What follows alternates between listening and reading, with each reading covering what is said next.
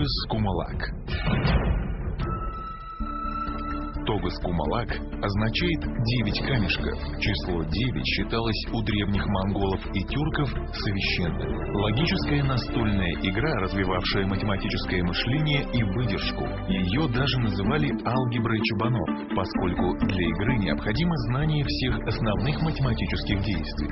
Раньше игра была настолько популярной, что игроки могли обходиться без доски. Для этого участники выкапывали необходимые лунки прямо на земле и проводили партии. Для игры используют четырехугольную доску, имеющую 18 продолговатых лунок, отау. В промежутке между рядами вырезаны еще 2 большие лунки круглой или продолговатой формы, казан. Каждый из 2 игроков имеет по 81 камешку, а в лунки кладут по 9. Игроки делают ходы поочередно. Делая ход, игрок берет все камешки из любой непустой лунки на своей половине и раскладывает их в лунки по одному против часовой стрелки.